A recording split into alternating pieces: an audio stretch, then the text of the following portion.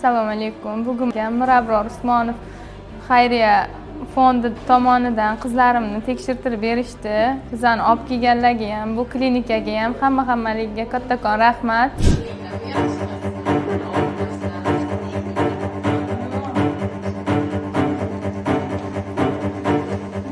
Мой ребенок страдает заболеванием нейросенсорная тугоухость 4 степени. Фонд нам предложил пройти обследование, за что мы ему очень благодарны.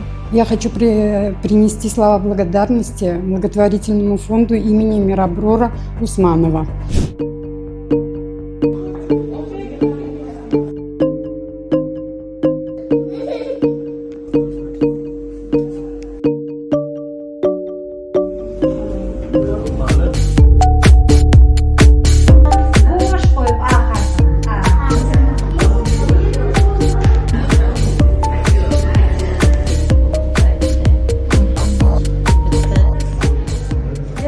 Farzandim 2009-yilda dunyoga kelgan. Farzandimga bolalar miya falaji tashxisi qo'yilgan. Yaxshiyamki shu anaqa fond orqali biz kelib tibbiy ko'rikdan o'tganimiz. Sababi farzandimda shitavitkasida tuguncha borligini biz aniqladik. Endi shuni davolatamiz, Xudo xohlasa.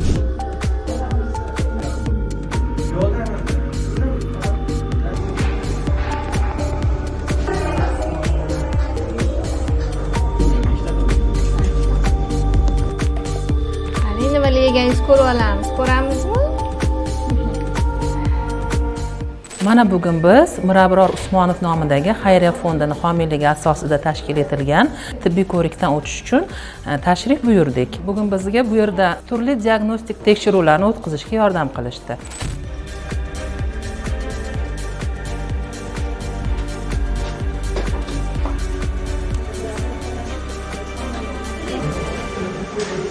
Hozirgi kunda Toshkent shahridagi 64 mingdan ziyod imkoniyati cheklangan shaxslar bilan faoliyat yuritib kelyapmiz. Tibbiy ko'rikka muhtoj oilalarimiz ko'p.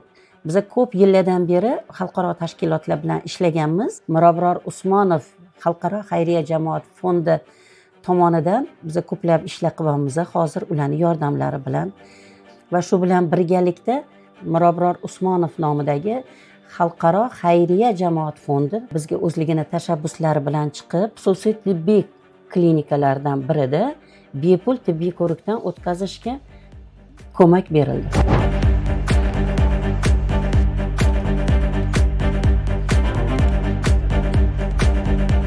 Ana shu 121 nafar kam ta'minlangan, qiynalgan oilalarimiz va nogiron insonlarning farzandlarini, nogiron bolalarimizni tibbiy ko'riklari hammasi bepul o'tkazildi. Har bir oilamizdagi borgan bolalarimizni, hatto jarrohlikka muhtoj bo'lganlariga ham mana shu fond tomonidan mana shu Botirov Isroil degan bolamizni jarrohligi ham o'tdi. Mana ilmiy tekshirish, haligi travmatologiya institutida operatsiyasi ham o'tdi, unga mablag' ham o'tkazib berishdi.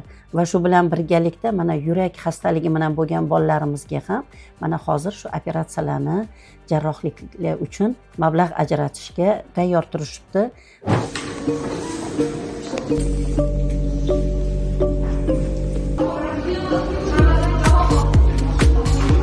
Har bir borgan mana shu bizani imkoniyat cheklangan insonlarimiz va ularning oilalari juda ham xursand, ularni mehr bilan xizmat qilishganiga va chuqur tekshirib, o'g'il bolalarni, qiz bolalarni hamma tomonlama tekshirishganki, ko'rsatilgan xizmatga men tasanno deyman, juda ham chuqur minnatdorchilik bildiraman.